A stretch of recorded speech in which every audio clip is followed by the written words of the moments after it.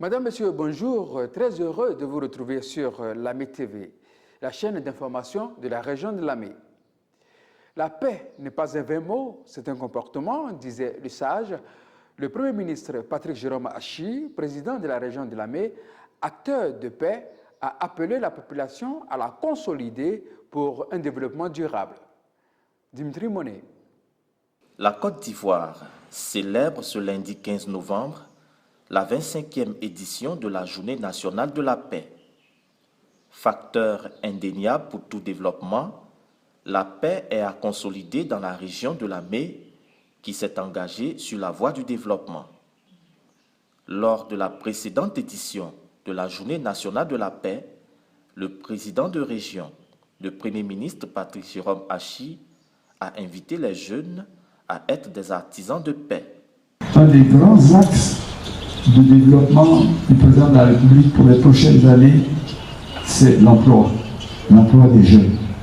Mais il faut que vous sachiez que chaque année, c'est plus de 250 000 jeunes comme vous qui quittent soit l'école ou qui finissent l'école et qui cherchent du travail. Tous les recrutements du gouvernement, quand on les accumule, ça n'atteint pas 15 000.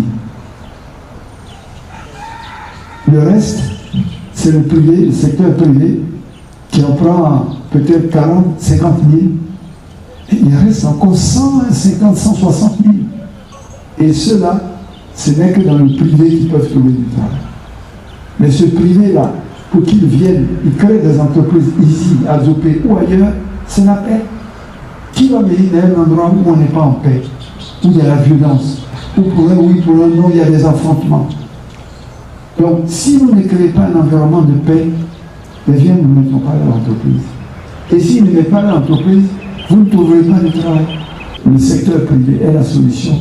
Et la paix dans une région, c'est ça qui apporte le secteur privé. Donc, nous voulons, au cours des prochaines années, développer la région d'Azopé pour que le secteur privé, qui voit qu'il y a des hôpitaux, qui voit qu'il y a des écoles, il y a le lycée scientifique, un lycée d'excellence avec internat de 1000 élèves qui va ouvrir. On a l'électricité qui est en train d'être faite, on a l'eau qui est venue de la Comoï pour la zone industrielle et pour Azopé, on a les voiries qui ont été faites. Pratiquement, Azopé est aujourd'hui prêt à enclencher la seconde phase de son développement.